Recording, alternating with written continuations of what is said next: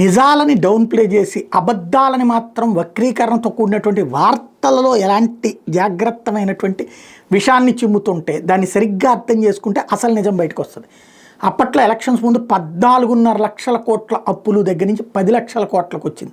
ఆ తర్వాత బడ్జెట్లోనే 7.5 లక్షల కోట్ల రూపాయలు చూపెట్టారు కదా అని లెక్క చూపెడితే అబ్బాయి 10 లక్షల కోట్లు ఇంకా లెక్కలేదన్నారు. ఇప్పుడు అట్లాంటిది ఒక వార్త రాసుకొచ్చారు.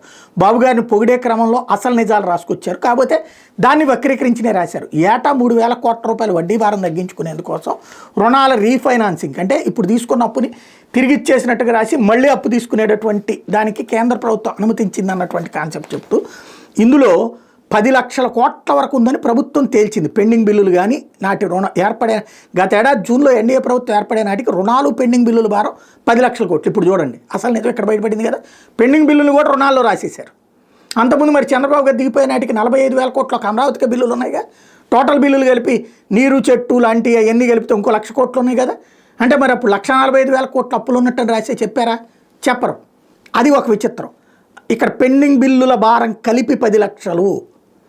నోట్ దిస్ పాయింట్ అసలు కీలకం. రెండవది మొత్తం అప్పుల్లో 5 లక్షల కోట్లకు పైగా ఆర్బీఐ నుంచి తెచ్చిన బహిరంగ మార్కెట్ రుణాలే. అంటే జగన్ ఉన్న టైంలోది అంతకుముందు చంద్రబాబు ఉన్న టైంలోది మొత్తం కలిపి ఆర్బీఐ నుంచి తీసుకుంది 5 లక్షల కోట్ల రూపాయలే.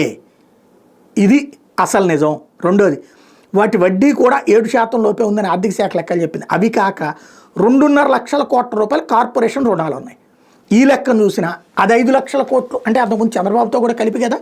పోనీ 5 లక్షల కోట్లు అనుకుందాం. 2.5 లక్షల కోట్ల రూపాయలు అంటే 7.5 లక్షల కోట్లు కార్పొరేషన్లతో కూడా కలిపి పైన మరోవైపు ఇతర బ్యాంకుల నుంచి తీసుకున్న రుణాలు మొత్తం 70 నుంచి 80 వేల కోట్ల వరకు ఉంది. అక్కడ చూసుకున్న 8,30,000 కోట్లే ఉంటుంది అప్పు. అంటే ప్రజలకి ఎలాంటి అబద్ధాలు చెప్తున్నారు? పక్కాగా కళ్ళెదురుగున్న ఫిగర్స్ కనబడుతున్నాయి. ఆ ఫిగర్స్ ఏమో ఓ పక్కన ఇట్లా లోపల రాస్తారు.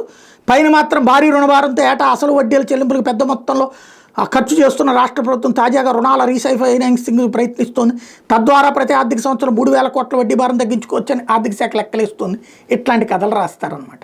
నిజాలని సమాధి చేస్తూ అబద్ధాలని అందంగా అల్లుతూ సాగుతున్నటువంటి వార్తల హననానికి సజీవ సాక్ష్యం ఇది.